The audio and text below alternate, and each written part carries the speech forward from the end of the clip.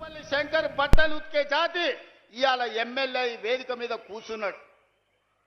చేపలు పట్టుకునే శ్రీహరి ఈరోజు మంత్రి అయిండు. 108 సంవత్సరాల ఉస్మానియా యూనివర్సిటీ చరిత్రలో ఈ గడ్డ మీద ఒక్క దళితుడు కూడా వీసీ కాలేదు, వైస్ ఛాన్సలర్ కాలేకపోయింది. ఇవాళ కుమార్ని ఒక దళిత బిడ్డని ఈరోజు మనం ఉస్మానియా యూనివర్సిటీ వైస్ ఛాన్సలర్గా చేసినాం. దళితుడని చెయ్యలే, ఆయనలో ఉన్న నైపుణ్యాన్ని చదువును గుర్తించి చదువుకున్నవాడు ఈ సమాజానికి ప్రయోజకుడైతాడని చెప్పి ఈరోజు ఒక కుమార్ను వీసీగా నియమించడం జరిగింది. ఒకసారి ఒక వ్యక్తి వైస్ ఛాన్సలర్ అయితే there is a respect for them. వాళ్ళకు స్టేట్ క్యాబినెట్ మంత్రి కంటే కూడా ఎక్కువ గౌరవం ఉంటుంది. ఉపకులపతి, హానరబుల్ వైస్ ఛాన్సలర్ అంటారు.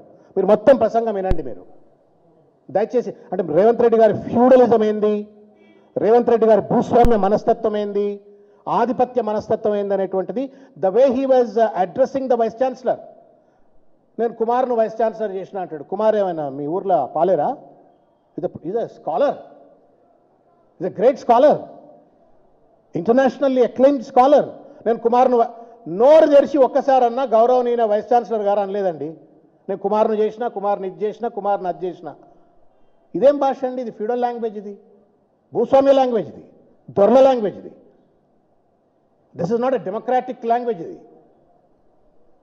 ఆయన గిరిజన బిడ్డ కావచ్చు, but is a vice chancellor.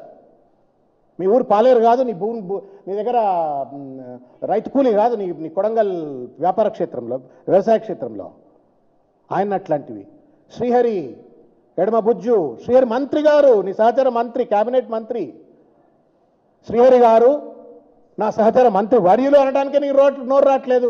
మళ్ళీ నువ్వు నీ దొరరికం చూపెట్టుకుంటా మందిని దొరలు చదువుకొనియరు అది ఇదని సొల్లు మాట్లాడుతూ ఉంటుంది. You are not able to respect your own colleagues.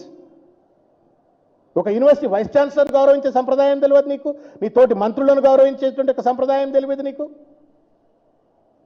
నువ్వు పెద్ద సంస్కర్త లెక్క యూనివర్సిటీకి పోయినావు, ఏం మాట్లాడినావో మీ ఆత్మవిమర్శ చేసుకోవాలని చెప్పి నేను రేవంత్ రెడ్డి గారిని కోరుతా ఉన్నా.